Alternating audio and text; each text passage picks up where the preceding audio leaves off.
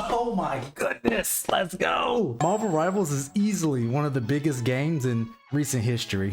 While there are many reasons for its success, I think the biggest thing that stands out to me is that it fulfills that superhero fantasy that we've always wanted in a game. Not only is it fun to play, but the community has exploded almost overnight. From hilarious TikToks and IG Reels to people going in public and just screaming out ultimates. Marvel Rivals has just built this strong social following, but most importantly, Marvel Rivals just respects your time in an era where most games don't. With a vast and growing character roster, fair monetization, and refined gameplay, Marvel Rivals is proving to be a hero shooter that can be both fun and rewarding. Let's start with the gameplay. Hold on guys, this shit, I can't breathe. Oh my god, get this shit off me!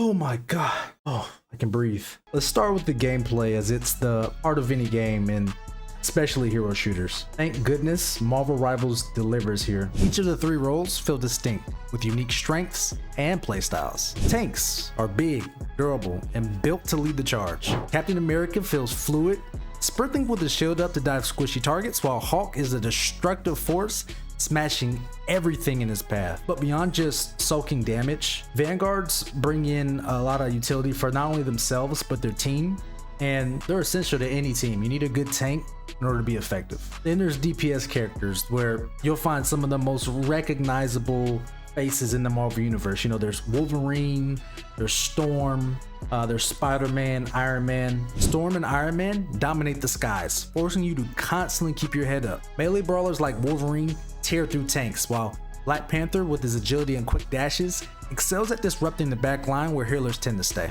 Then there are long-range specialists like Hawkeye and Hela, who dish out massive damage if they have the precision to land headshots. With just under 20 DPS heroes at the creation of this video, it's impressive how each character is distinctly different. If you're a Spider-Man main, I hate your guts. Rip Aunt May. Bozo! Then you have your strategists. They're your healers. They play a crucial role, often making up half the team in the current meta. Some, like Mantis, provide passive healing and buffs, while others like Loki demand more strategy using clones, AoE beacons, and even stealing ultimates. Their powerful abilities make them essential to have on your team, and they have the best ultimates in the game right now. But what really makes Marvel Rivals shine is how these roles interact. Every character serves a purpose, and instead of relying on a best hero, success comes down to team composition, counterplay, and adapting to the map and mode. This game just feels good, and every character plays just as you would expect them to play in the Marvel universe. Now, a lot of players have requested a role queue, just like in Overwatch, but NetEase has confirmed they won't be adding one. And after spending over 50 hours in the game, I'd say that's a good call. While role queue can maintain balance, it also makes every match feel the same and eventually stale. Of course, that perspective can change as they add more characters in, but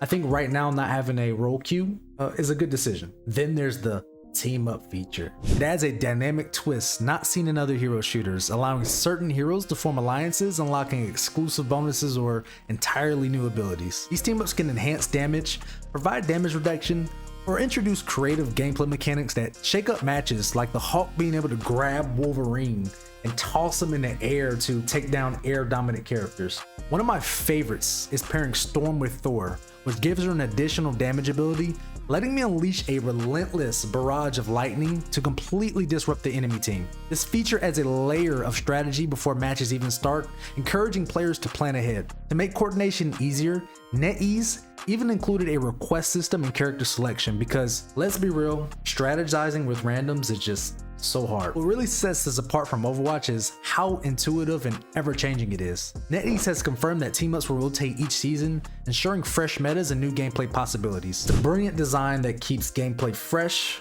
exciting, and unpredictable. Rivals is a well-designed hero shooter that rewards strategy, teamwork, and skill. You know, every character feels like they have a role in the game, aside from like Black Widow, but features like team-ups adds a fresh layer of depth you won't find in any other games.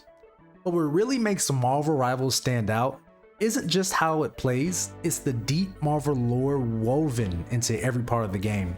From unexpected character choices to hidden references, it's packed with details that true Marvel fans will really appreciate. Now, I'll be honest, I've never heard of Squirrel Girl, Jeff the Shark, Magic, Luna Snow. I haven't heard of any of these characters, and there's many more I never heard of. That's where Marvel Rivals has a massive advantage. The Marvel Universe is enormous, with decades worth of heroes, villains, maps, and locations waiting to be added. It's the perfect opportunity to bring the lesser known characters into the spotlight.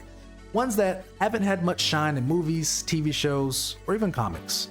In a way, this is a full circle moment for Marvel and Disney. The game introduces new characters to players, potentially creating new fans, which could lead to more movies and shows being made. Both Marvel Rivals and Disney have something to gain from this, and that built-in ecosystem provides a huge advantage over something like Overwatch, where everything has to be created from scratch. Look, I'll be the first to admit, when I heard NetEase was behind Marvel Rivals, I was hesitant. They have a reputation for terrible monetization, and giving them access to the Marvel IP felt like a cash grab waiting to happen. But to my surprise, the monetization is actually fair and generous. For a free-to-play game, all characters, both current and future, are completely free. Sure, this could change, but right now, I have to get credit where credit is due. The Battle Pass is also a breath of fresh air. There's really no filler junk.